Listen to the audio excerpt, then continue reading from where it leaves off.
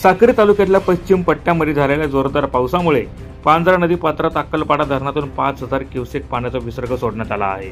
पांझरा नदीला पूर आल्याने प्रशासनाने खबरदारीचा उपाय म्हणून पांझरा नदीवरील फरशी पूल वाहतुकीसाठी बंद करण्यात आला आहे। पांझरा नदीला आलेल्या पुरामुळे स्थानिक नागरिकांनी गर्दी करत मासेमारीला उत आल्याचं पाहायला मिळालं आहे। तर काही हौशी तरुणांनी देखील सेल्फी घेण्यासाठी मोठ्या प्रमाणात गर्दी केल्याचं दिसून आलं आहे। या सर्व नागरिकांना मनपाच्या अग्निशामक दलाच्या कर्मचाऱ्यांनी बाहेर काढले आहे। साक्री तालुक्यात गेल्या 2 दिवसांपासून जोरदार पाऊस सुरू आहे। पश्चिम पट्ट्यात झालेल्या पावसामुळे तेथील धरणं ओसंडून वाहत आहे। त्यामुळे त्या धरणाचं पाणी अक्कलपाडा धरणात आल्याने प्रशासनाने अक्कलपाडा धरणातून 5000 क्युसेक पाण्याचा विसर्ग पांझरा नदीत सोडला आहे।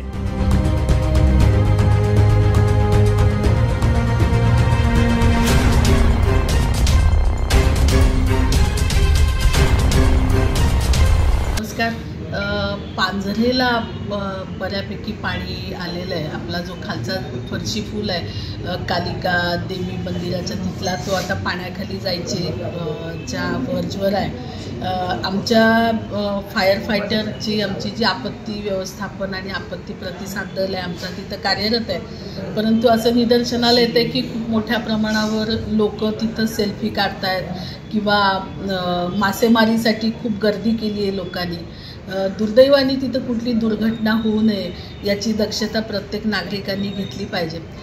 माझं आव्हान असेल आपल्या माध्यमातून की नागरिकांनी हे जे पुराचं पाणी आलेलं आहे तर या ठिकाणी शक्यतोवर जाऊ नये। आमची यंत्रणा आहे तिथे, पोलीस पण कार्यरत आहेत, परंतु आपण आपला जीव धोक्यात घालू नये आणि याच्यापेक्षा जास्तीचं पण पाणी यायची शक्यता आहे। त्यामुळं सेल्फी पॉईंट किंवा अजून काही सेल्फी काढणं किंवा असे काही प्रकार आपण करू नये असं ऐकूनही म्हणजे सांगूनही कोणी त्याच्यावर जर अंमल करत नसेल तर नाईलाजानं आम्हाला त्यांच्यावर कारवाई करावी लागेल।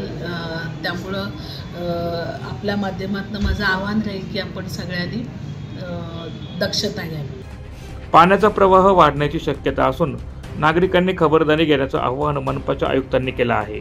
मात्र हौशी नागरिकांनी नियमांचं पालन न केल्यास कायदेशीर कारवाई करण्याचा इशारा देखील मनपाच्या आयुक्तांनी दिला आहे।